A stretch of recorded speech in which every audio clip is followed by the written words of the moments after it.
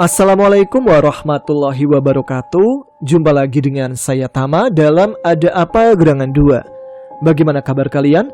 Semoga selalu diberikan kesehatan dan juga rezeki yang cukup. Jumpa lagi di episode Ada Apa Gerangan 2, di mana di sini saya akan membacakan kisah-kisah mistis bersambung.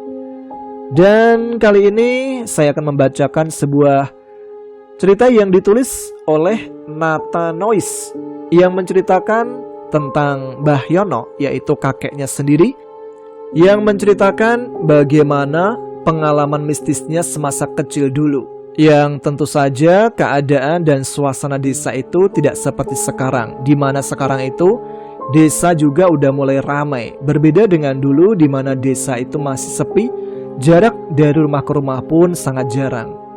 Nah, penasaran bagaimana cerita zaman dulu? Langsung saja kita simak. Teman-teman Ada Apa Gerangan, ceritanya mulai dari sini.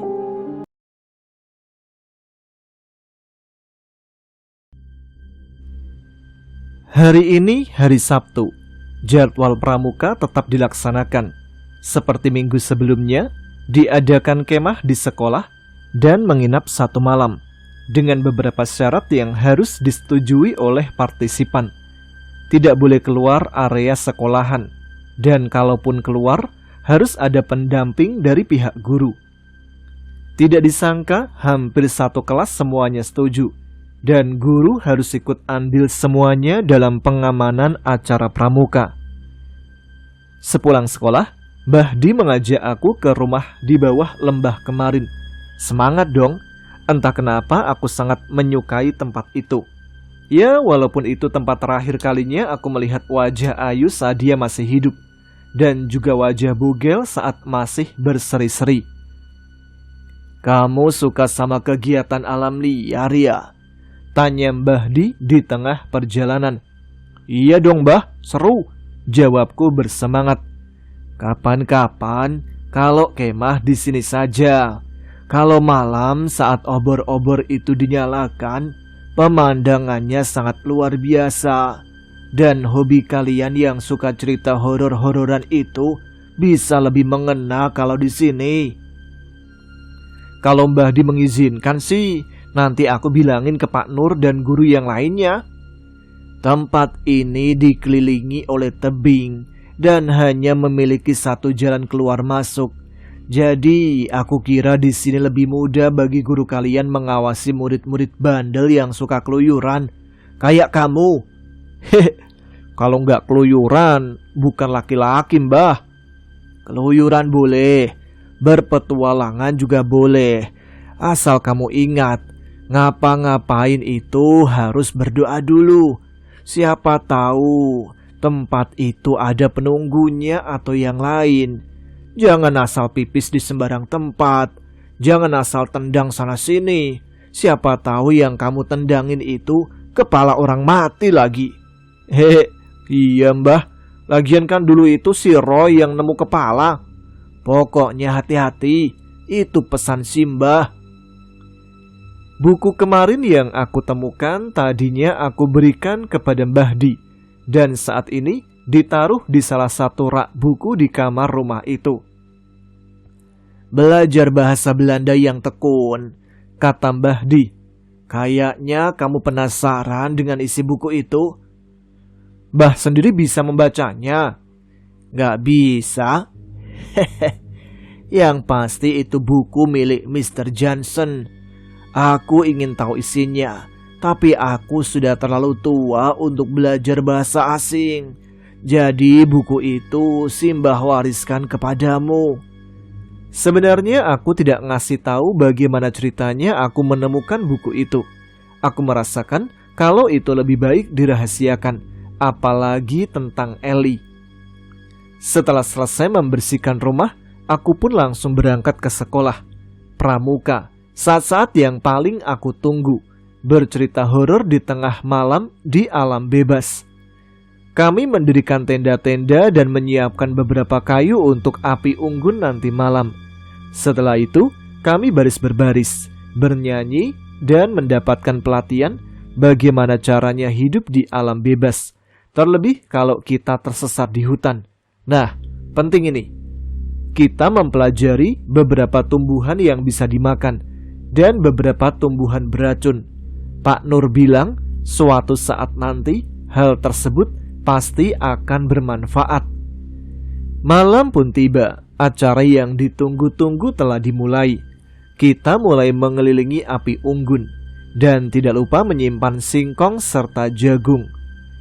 Nah, untuk cerita selanjutnya kali ini akan diambil dari sudut pandang seorang anak yang bernama Singgih. Langsung aja yuk.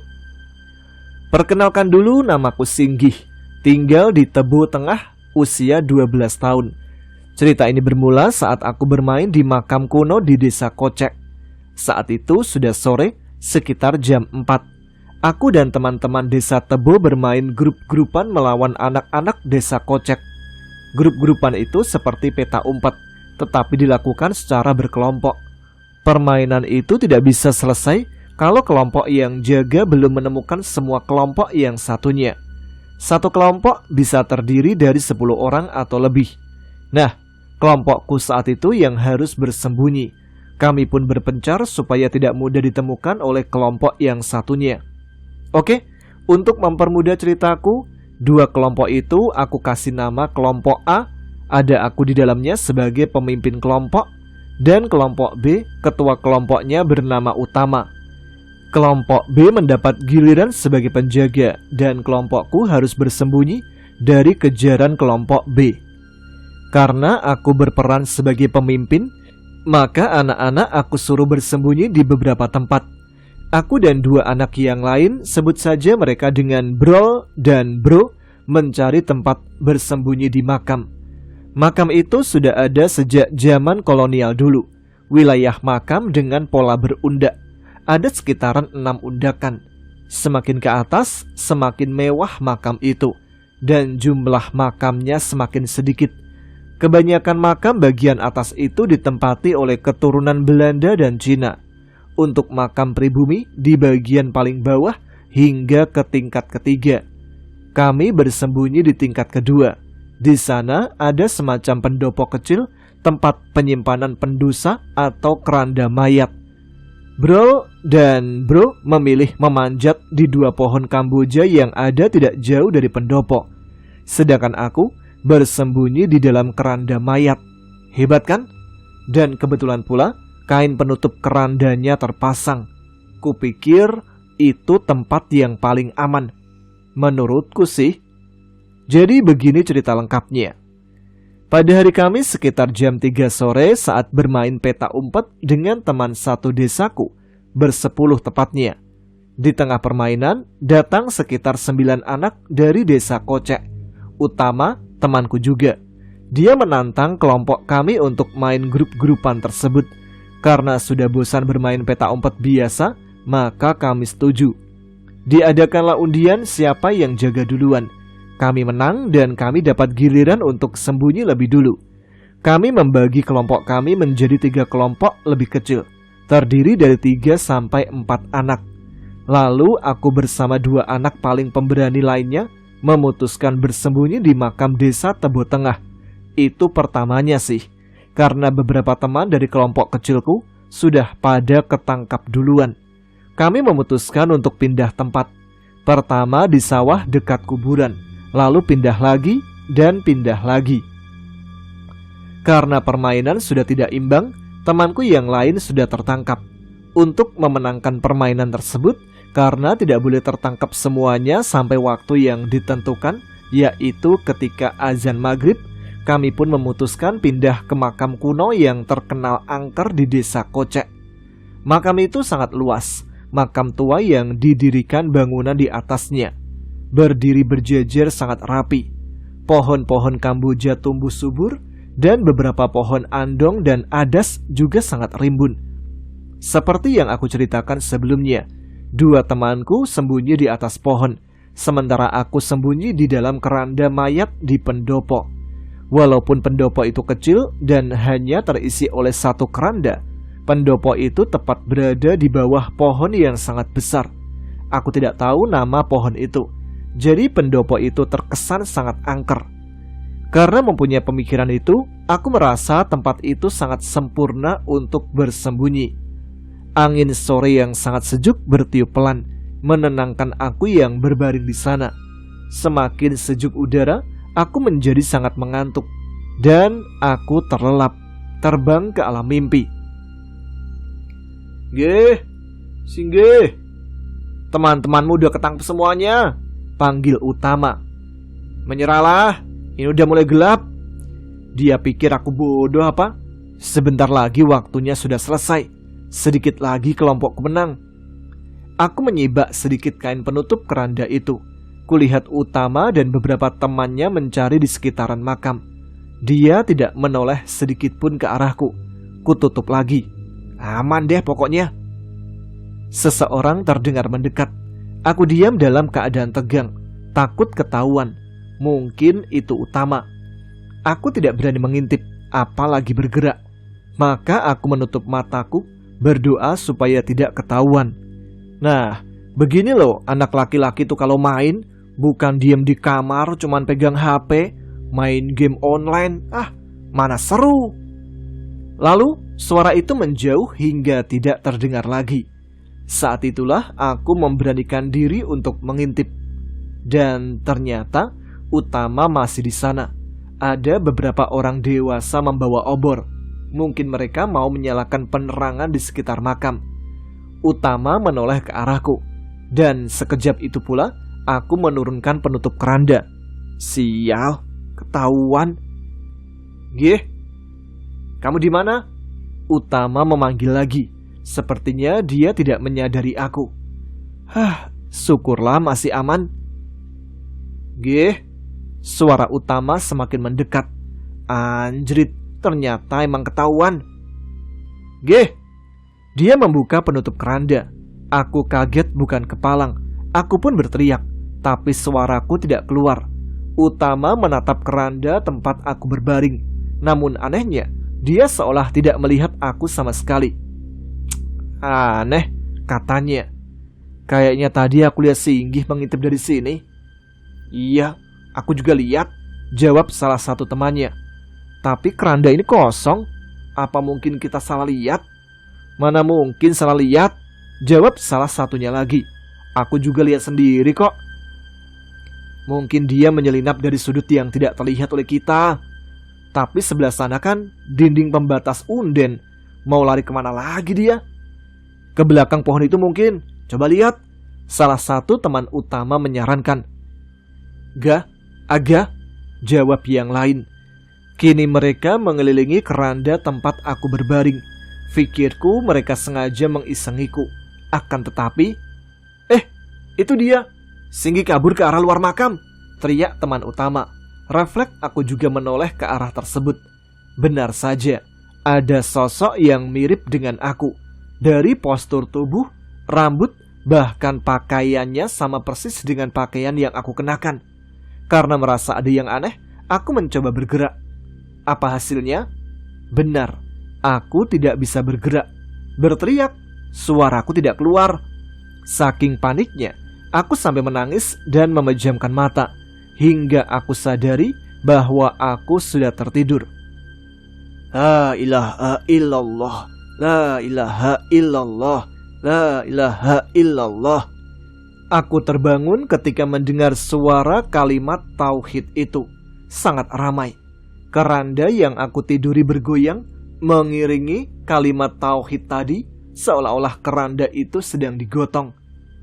Kalimat tersebut masih terus dikumandangkan, hingga akhirnya keranda tersebut berhenti bergoyang, bergerak seolah ditaruh, dan penutup itu dibuka secara tiba-tiba.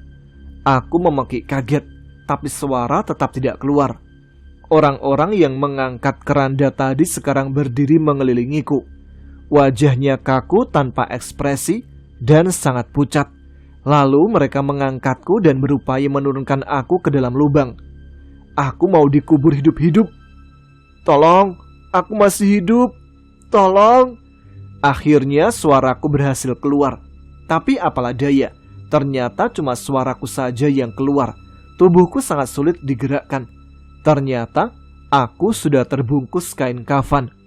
"Ya Allah, Tolong, aku masih ingin hidup. Aku masih hidup ya Allah. Aku berteriak meronta-ronta sekuat tenaga. Pak, Bu, teman-teman, Utama, tolong. Dan akhirnya tubuhku sudah ditaruh di tanah. Orang-orang pucat tadi mulai naik dari lubang dan mereka mulai menguburku. Aku menangis semakin menjadi-jadi, meronta-ronta sekuat tenaga, hingga akhirnya aku bisa bergerak. Aku lepas kain kafan yang melilitku, aku naik dari lubang tadi, dan berlari sekuat tenaga menuju keluar pemakaman. Saat itulah terdengar suara dari belakangku. Itu dia, Singgi berlari keluar makam. Kejar! Kena kau. Seseorang memegang tanganku. Wah, ampun, aku masih hidup. Jangan kubur aku. Aku berteriak sambil meronta tak karuan. Jangan bercanda. Ternyata yang menangkapku adalah Utama. Kamu kenapa sih? Jangan bercanda ah. Udah azan maghrib. Kalian yang menang. Utama ternyata. Aku gemetaran hebat. Aku kira siapa? Emangnya siapa lagi, bodoh? Kenapa kamu teriak-teriak gak jelas? Saat dia bertanya begitu, aku melihat ke arah belakang mereka.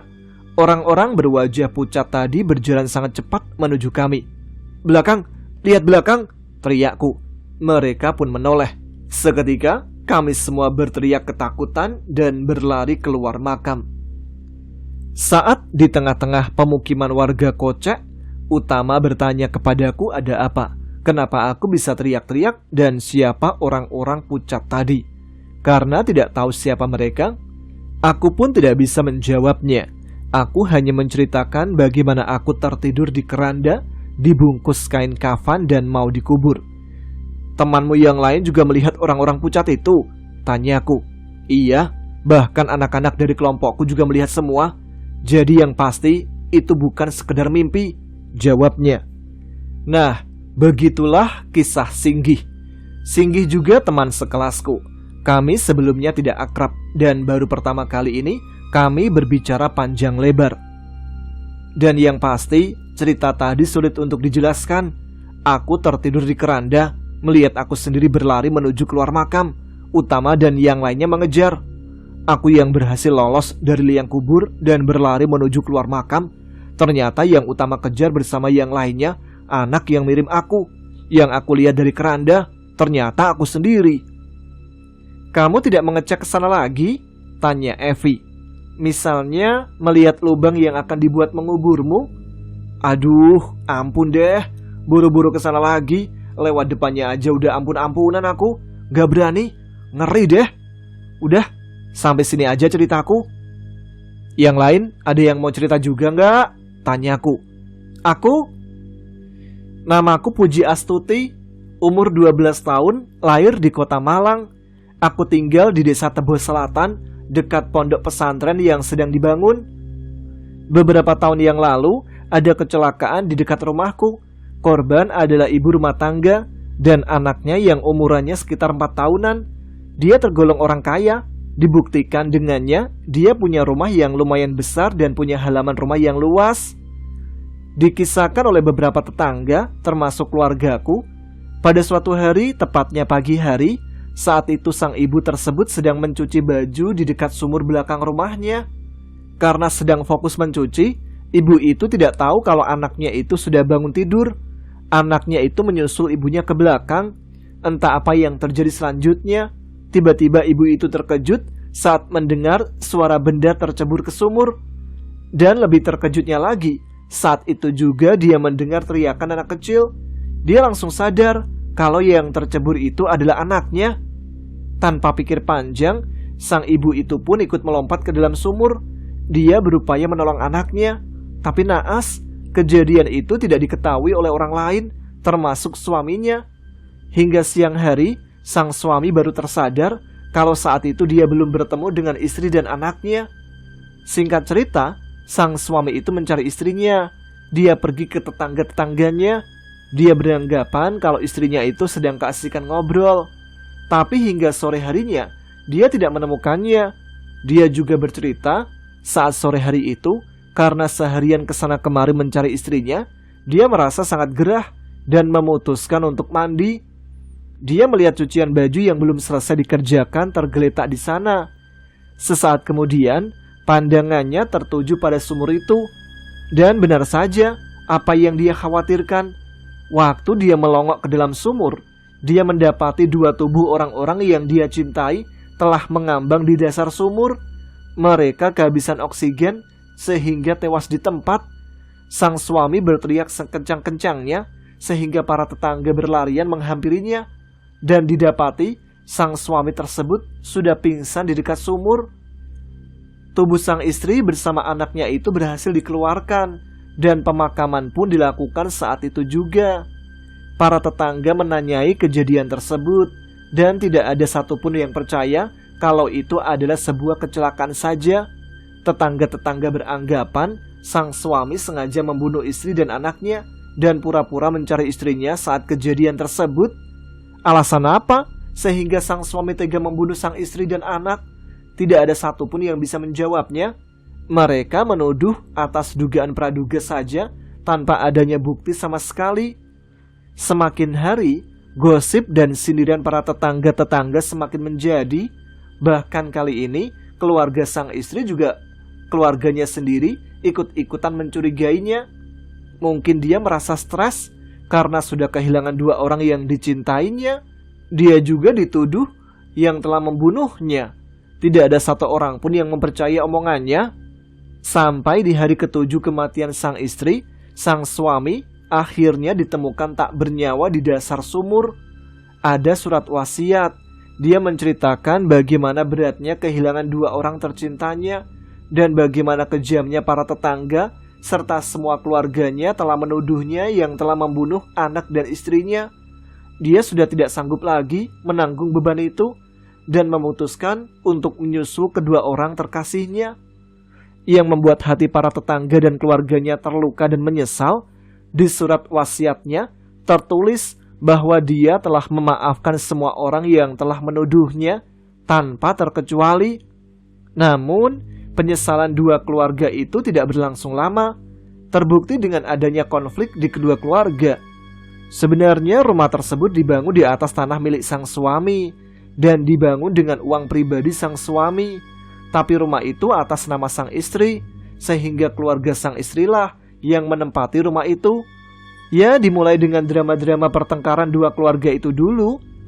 Namun pengadilan memenangkan keluarga sang istri dengan alasan surat sah rumah tersebut atas nama sang istri. Keluarga besar istri tersebut terdiri dari bapak, ibu, 4 orang dewasa, pasangan suami istri, dan 7 anak dari kedua pasangan tersebut. Aku kurang tahu detailnya. Akhirnya, hari di mana keluarga besar sang istri pindah ke rumah itu telah tiba. Dan dimulailah kisah yang tidak masuk akal. Iya, teror horor menyelimuti rumah tersebut. Hari-hari di minggu pertama tidak ada kejadian yang aneh di rumah tersebut. Masuk minggu kedua masih aman. Nah, di minggu ketiga itulah terjadi hal-hal aneh dimulai. Bermula dari suara-suara aneh yang tidak jelas dari mana sumbernya. Hingga akhirnya satu demi satu orang di rumah itu mulai melihat sebuah bayangan hitam di sebelah sumur. Di hari pertama di minggu keempat, salah satu anak di rumah tersebut ditemukan mati di dasar sumur. Minggu berikutnya, satu lagi, dan lagi. Hingga hanya tersisa satu orang saja. Dia sang ibu. Dari penuturannya, dikisahkan bahwa setiap malam sebelum ditemukannya korban di dasar sumur, dari arah sumur pasti terdengar suara memanggil nama korban. Yang mendengar suara itu hanya sang ibu. Hingga saat dia bercerita pada seluruh keluarganya, mereka nggak ada yang percaya karena dia bercerita bahwa yang memanggil para korban adalah sang istri dari pemilik pertama rumah itu, yang berarti saudaranya sendiri. Nah, singkat cerita, karena hanya tinggal sang ibu sendirian di rumah itu, saat dia meninggal, rumah itu tidak ada pewaris lagi, hingga dibiarkan kosong sampai hari ini. Cerita itu terjadi saat sebelum kemerdekaan tanah air kita, dan cerita itu pun dianggap hanya sebuah mitos. Hingga suatu hari, tepatnya sekitar 5 tahun yang lalu, ada 2 orang anak kecil. Aku nggak tahu siapa mereka. Karena cerita ini aku dapat dari ibuku, dan saat itu aku masih berusia 7 tahun. Dua anak itu kakak beradik, kakaknya laki-laki dan adik perempuan tepatnya. Mereka tidak menghiraukan orang-orang dewasa untuk tidak bermain di dekat sumur. Tapi mereka tidak mendengarkannya. Hingga beberapa saat setelah dia diingatkan, terdengar teriakan dari arah sumur. Saat warga berdatangan ke tempat kejadian, sang kakak sedang menangis sambil melihat ke arah sumur. Ternyata sang adik sudah di bawah. Sang kakak bercerita, sang adik tiba-tiba saja berlari lalu lompat ke arah sumur, dikarenakan ada seseorang wanita sedang memanggil nama adiknya. Setelah bercerita seperti itu, sang kakak pingsan, dan besok harinya sang kakak mengalami hilang ingatan, seolah dia tidak sadar atau tidak tahu kalau adiknya telah meninggal. Dia selalu bicara sendiri, seolah-olah sedang bicara dengan adiknya. Dan aku tidak tahu bagaimana kabarnya sekarang. Awalnya aku tak percaya akan cerita itu, hingga suatu hari aku mengalaminya sendiri. Nah, begini ceritanya. Hari itu hari Minggu. Aku dan adikku tidur siang setelah capek bermain. Aku tertidur begitu lelap sampai keesokan paginya, dan pagi harinya matahari sudah bersinar cerah. Karena takut telat sekolah, aku bergegas ke sungai untuk mandi. Aku mengajak adikku juga, karena biasanya aku yang memandikannya setiap hari. Ibuku sedang menjemur pakaian di teras rumah. Bapak sedang ngopi sambil melihat ibuku. "Mau kemana?" tanya bapak saat melihatku bergegas keluar rumah. "Mau ke sungai, mau mandi." Jawabku begitu aja. "Oh ya sudah," katanya, "hati-hati." Di tengah perjalanan menuju sungai, aku melihat ke arah sumur tua yang aku ceritakan tadi. Terlintas di benakku, buat apa jauh-jauh ke sungai? Orang di sini ada sumur. Sebelah sumur ada kamar mandi. Ya walaupun agak kotor karena udah lama gak dipakai, tapi masih bisa digunakan. Dan aku mengajak adikku ke sana. Aku memandikannya dulu. Setelah itu baru aku sendiri yang mandi. "Tak tunggu di luar ya," kata adikku begitu. "Iya, tapi jangan keluyuran." Dia juga berlari keluar. Anak kecil memang terkenal bisa melihat hal-hal gaib kan? Termasuk dengan adikku. Dia suka bicara atau main sendiri. Jadi waktu aku mandi, aku mendengar dia tertawa-tawa sendiri. Aku biasa aja, gak berpikir yang macam-macam. Waktu aku selesai mandi dan keluar dari bilik, kagetlah aku waktu melihat adikku berdiri di pinggir sumur. Ayolah, anak usia 4 tahunan tingginya berapa senti sih? Sedangkan pinggiran sumur itu tingginya hampir 2 kali lipat adikku. Jadi kan mustahil dia bisa memanjat ke sana. Akan tetapi yang aku lihat di luar nalar. Bagaimana caranya coba adikku bisa memanjat ke sana, sedangkan untuk naik ke atas bangku saja harus dibantu dulu. Tanpa pikir panjang, dia langsung aku tarik turun. Marah-marahinlah aku. Dan tahu nggak kalian apa kata dia? Dia bilang ada bibi yang memanggilnya. Dan waktu aku cek ke dalam sumur, aku nggak melihat siapa-siapa. Langsung saja dia aku gendong dan aku lari pulang. Tapi tiba-tiba terdengar panggilan, "Tuti." Aku berhenti sejenak dan menoleh ke belakang. Dan astaga, ada seorang wanita berdiri persis di atas sumur tadi. Dia memakai baju kebaya dan rambutnya disanggul. Jujur saja, wanita itu sangat cantik. Tidak ada yang aneh. Dia tidak berdiri di atas pinggiran sumur, melainkan melayang persis tepat di lubang sumur. Katanya gini, "Sini nak, aku ada mainan, kita main bersama." Nah, tiba-tiba adikku bilang, "Ayo mbak." Tuh, Mbak Tuti juga dipanggil. Takutlah aku, terus aku ajak dia pulang aja. Sesampainya di rumah, aku pun menceritakan hal itu pada ibuku. Dan sesuai harapan kalian, aku pun dimarahin habis-habisan. Cerita Tuti panjang lebar. Setelah itu, ibuku mengatakan hal aneh kepadaku. "Hal aneh?" tanya Udin. "Iya," dia bilang, "kan sudah aku bilang kalau sudah menjelang maghrib itu jangan pergi ke sumur itu. Siang hari saja udah rawan, apalagi sore hari." "Sore gimana kan? Aku sudah mau telat sekolah ini." Karena takut telat, makanya aku mandi di sana. Tahu nggak apa yang bapakku bilang? Wah, ini anak nggak bener ini, udah ngelindur. Bahaya ini kalau diterusin. Masa dia bilang begitu?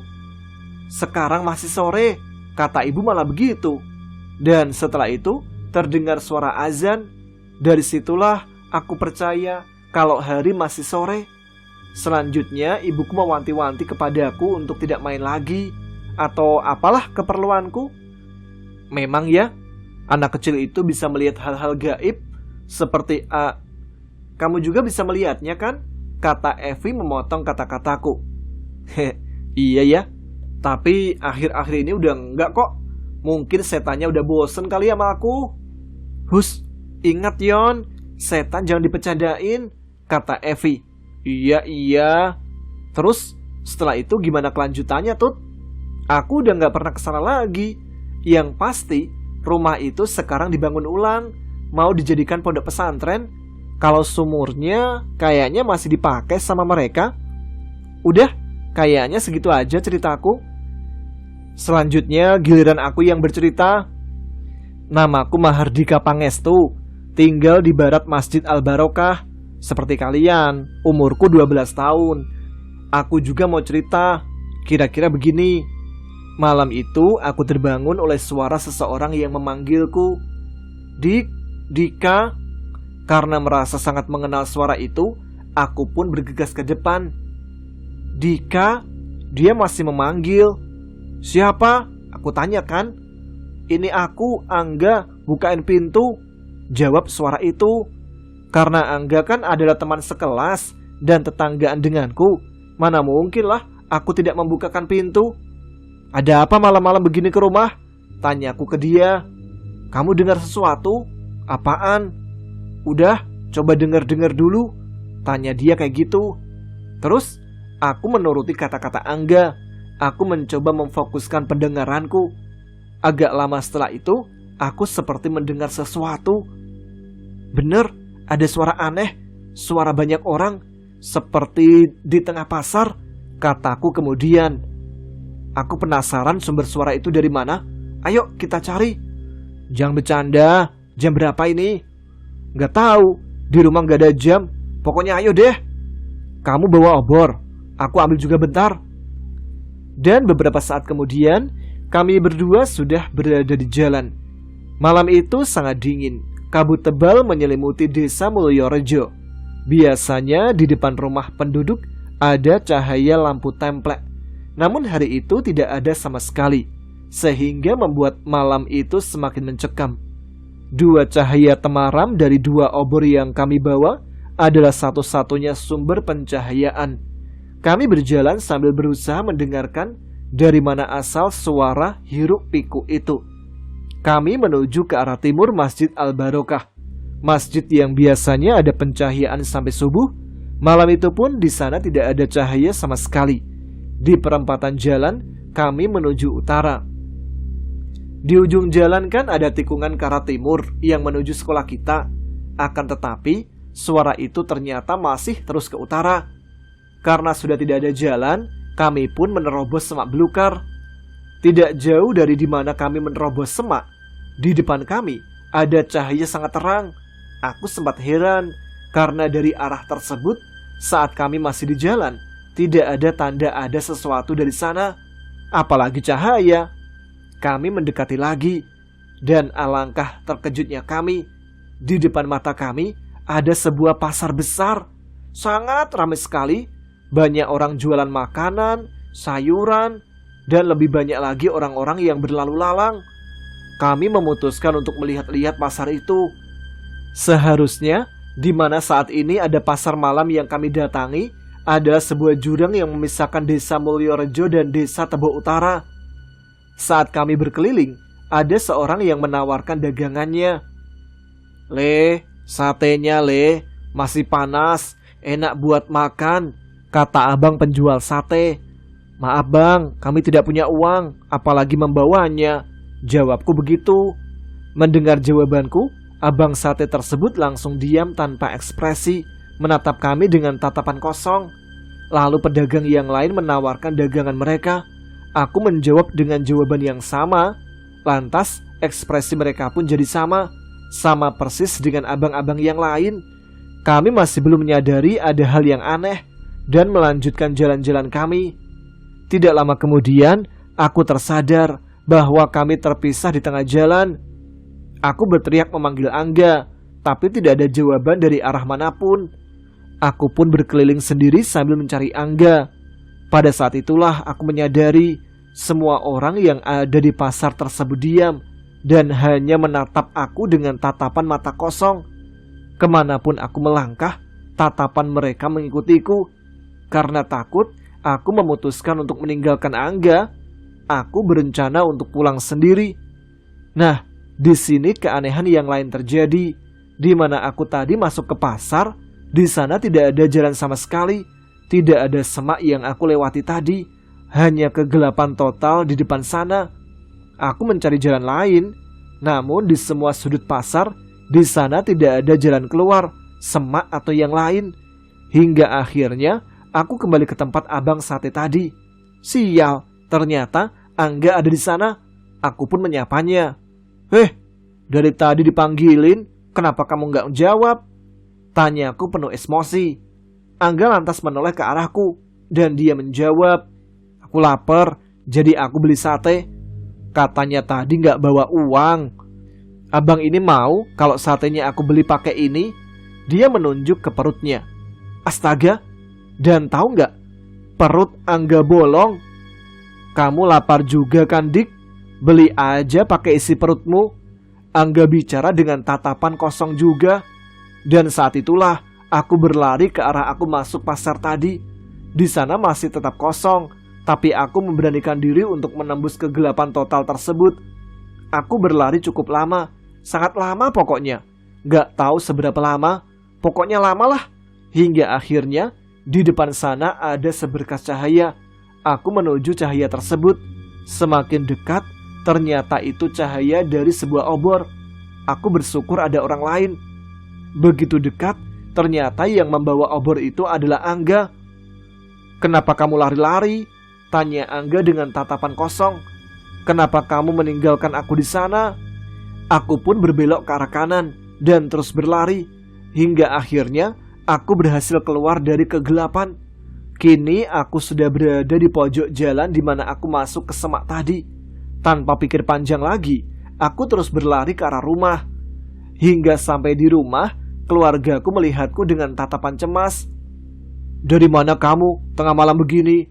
Tanya bapakku begitu. Aku langsung menceritakan kejadian barusan. Jangan bercanda. Oh, Angga tadi ikut mencarimu. Hah? Masa? Tanyaku gak percaya kan? Kupikir kamu tadi main ke rumah Angga. Waktu bapak cari kamu ke sana, dia bilang kamu gak ada di rumahnya. Dia akhirnya ikut mencarimu. Bapak jadi gak enak sama keluarga Pak Sugeng. Nanti kalau mereka kembali, kamu harus segera minta maaf. Dan singkat cerita, aku pun menceritakan hal tersebut ke keluarga Angga. Tidak lupa aku minta maaf. Gara-gara aku, waktu istirahat mereka jadi terganggu. Begitulah. Cerita Dika panjang kali lebar menjadi luas. Tapi sumpah, aku gak pernah ke rumahmu. Protes Angga. Mana mungkin aku tengah malam main ke rumah orang. Lagi pula, bodoh amat tukeran isi perut sama sate. Kalau gak punya perut, mana bisa kenyang. Mendengar guyonan Angga barusan, anak-anak yang lain pada tertawa. Maka dari itu, kalau malam-malam ada yang ketok pintu, aku diemin aja, takut terulang lagi. Memangnya setelah kejadian itu masih ada yang ngetokin pintu? Tanyaku. Hampir tiap malam, jawab Dika. Bahkan kadang-kadang suara ramai pasar itu terdengar tepat di depan rumahku. Tapi anehnya, cuma aku saja yang mendengar. Bapak ibuku gak mendengar apa-apa sama sekali. Kalau kamu gak dengar apa-apa gitu? Tanyaku pada Angga. Kalau suara riuh pasar sih gak pernah. Tapi kalau suara anak-anak kecil bermain, sering. Aneh kan? Di sekitaran rumahku gak ada anak yang umurnya lebih kecil dari aku dan Dika. Pernah kamu coba melihatnya? Pernah. Tapi saat aku mengintip, di luar gak ada siapa-siapa. Terus, Kamu nggak ada cerita lain selain yang kamu ceritakan beberapa minggu yang lalu? Tanya Evi. Kayaknya nggak ada deh, jawab Angga. Gimana nih? Apa yang lain gak ada yang punya cerita? Tanya Angga ke teman-teman yang lainnya. Aku ada sih, jawab salah satu anak. Tapi bukan pengalamanku sendiri. Gak apa-apa kan? Gak apa-apalah, daripada gak ada sama sekali, jawabku. Jangan lupa memperkenalkan diri dulu, supaya lebih keren gitu didengarnya. Perkenalkan, namaku Ananda Putra, umur 12 tahun, tinggal di daerah Kresek. Kresek satu arah ke daerah Wagir. Jadi pas di Kelurahan Mulyorejo, kalian belok kiri saja. Ini cerita aku dapat dari mbahku. Kisahnya bertepatan sebelum kemerdekaan. Karena zaman dulu hidup sangat susah, cari makan susah, apalagi cari uang. Jadi orang-orang zaman dulu sering mencari wangsit di tempat angker. Cari wangsit, kalian tahu nggak? Yaudah aku jelasin. Cari wangsit itu semacam mencari petunjuk kepada sang Bau Rekso. Kalian juga nggak tahu Bau Rekso? Yaudah aku jelasin. Bau Rekso itu semacam jin penunggu suatu daerah, pemimpin para setan di suatu daerah. Jadi, arti cari wangsit itu meminta petunjuk kepada penguasa daerah. Tujuannya meminta petunjuk bagaimana caranya mencari uang secara instan. Kalau zaman sekarang istilahnya pesugihan lah. Nah, karena keluargaku dulu juga termasuk orang yang kesulitan ekonomi, mbahku juga suka mencari jalan pintas untuk cari uang. Ya dengan cara pesugihan tadi. Mbahku itu namanya Mbah Karso. Jadi kira-kira begini cerita lengkapnya. Cerita ini saat Mbah Karso masih bujangan, cari kerja susah, mau makan susah, di mana-mana dikuasai sama company. Jadi untuk menyambung hidup, Mbah Karso terpaksa hutang sana-sini. Sementara jadi buruh tani cuma cukup beli beras 1 genggam. Mau kerja yang lebih menguntungkan, tapi setiap sektor sudah dikuasai oleh Belanda. Jadi bingung kan? Apalagi salah seorang yang dimintai hutang sekarang menagih hutangnya. So, besok lusa uang yang kamu pinjam balikin ya, kata Daimun tetangga Karso. Waduh Mun, aku masih belum ada uang, jawab Karso. Pokoknya aku gak mau tahu, aku udah butuh uang nih buat makan. Karena bingung tidak ada uang, Karso pun berupaya untuk mencari pinjaman ke salah satu saudaranya, namanya Purwanto. Dan dia pun pergi menemuinya. Pur, ada uang gak? Tanya Karso. Kalau ada aku pinjam sebentar ya. Wah, aku juga gak punya uang so. Gimana nih, besok lusa aku harus membayar hutangku ke Daimun. Ya mau gimana lagi, wong aku sendiri juga gak punya duit. Hutangku aja juga selangit. Apa kita mencuri aja ya di rumah Pak Lurah? Waduh, jangan aneh-aneh so. Kalau ketangkep nanti disuruh kerja paksa sampai mampus. Terus gimana solusinya Pur? Besok lusa tenggangnya harus bayar utang. Gampang, nanti tak carikan solusi. Dan Purwanto pun pamit karena dipanggil oleh istrinya. Sekarang Karso menjadi semakin khawatir setelah mengetahui satu-satunya temannya, dia juga tidak punya uang untuk dipinjam. Karso berjalan tanpa arah. Bahkan sempat terlintas juga di pikirannya kalau dia mencuri sendirian saja. Benar, nanti malam langsung dia kerjakan sendiri saja. Buat apa mengeluh ke orang lain? Tidak ada gunanya. Karena setiap dia mengeluh, orang itu balik mengeluh kepadanya. Adu nasib jadinya. Sore harinya, hati Karso sangat gundah, menimbang-nimbang pikirannya untuk mencuri. Sehingga sore itu dia berjalan keliling desa tanpa tujuan. Dan tanpa dia sadari, dia sudah di depan rumah Pak Lurah. Gimana ini? Beranikah aku mencuri? Bagaimana kalau aku benar-benar gagal? Kepergok sama pemilik rumah, dipukuli, dibakar hidup-hidup, atau bahkan menjadi pekerja paksa seperti orang-orang sebelumnya yang berani mencoba mencuri di rumah lurah tersebut. Rumah Pak Lurah sudah di depan mata Karso. Rumah dengan model joglo, sangat besar dan mewah. Halamannya luas dan memiliki banyak pembantu serta penjaga. benar-benar seorang ningrat. "So," seseorang memanggilnya sambil menepuk pundaknya. Monyong!" Pekik Karso kaget, jantungnya terasa berhenti sesaat. "Ngapain kamu di sini?" Ternyata Purwanto yang menyapa Karso. Enggak ada apa-apa. Bikin jantungan aja kau, Pur. Jangan alasan. Kamu beneran mau mencuri ya?" "Iya, mau gimana lagi? Aku benar-benar membutuhkan uang." "Gimana kalau kamu ketangkep? Untung-untung kalau cuma digebukin. Kalau dibakar hidup-hidup, gimana jadinya kamu?" "Kamu mau ngelaporin aku? Silakan, langkain dulu mayatku." Karso menantang temannya. "Udahlah, lupakan itu semua. Aku ada solusi yang bisa dicoba. Kalau kamu percaya aku, nanti tengah malam temui aku di dekat tanggul kedua di Mulyorejo, tepatnya di bawah pohon Kamboja." "Tengah malam? Ngapain ke sana? Di sana angker." "Karena di sana angker. Itu yang paling dicari. Pokoknya kalau kamu percaya, kamu datang aja. Jangan lupa bawa rokok kretek sama kopi hitam tanpa gula. Udah, aku mau menyiapkan yang lain dulu." Dan Purwanto pun berlalu meninggalkan Karso di tempat persembunyiannya. "Oke lah, nanti aku turuti saja omongannya. Siapa tahu benar-benar solusi yang bagus. Tapi kalau tidak, awas saja ya." Dari sore hingga malam, waktu terasa sangat lama. Karena gelisah, Karso memutuskan untuk membuat kopi dulu untuk diseruput biar tidak sepanang terus. Dia memikirkan apa yang bakal dilakukan Purwanto nanti malam. Membawa kopi dan rokok kretek, masa mau diajak begadang di pinggir kali? Aneh-aneh aja. Seperti gak ada tempat lain aja. Menit demi menit telah berlalu. Jam sudah mau tengah malam. Karso membuat kopi hitam tanpa gula sesuai pesanan Purwanto. Tidak lupa rokok kreteknya. Karena dia ada beberapa makanan, itu pun dibawa juga. Siapa tahu nanti Karso lapar saat nongkrong. Karso pun menuju ke tanggul, membawa sebuah obor untuk menerangi langkahnya. Suasana malam itu sangat cerah. Sebetulnya, tidak pakai obor pun, dia bisa melihat jalan setapak dengan jelas. Saat itu bulan purnama bersinar lumayan terang. Tapi Karso tetap membawa obor. Takutnya nanti di tengah perjalanan tiba-tiba bulan bersembunyi di balik awan.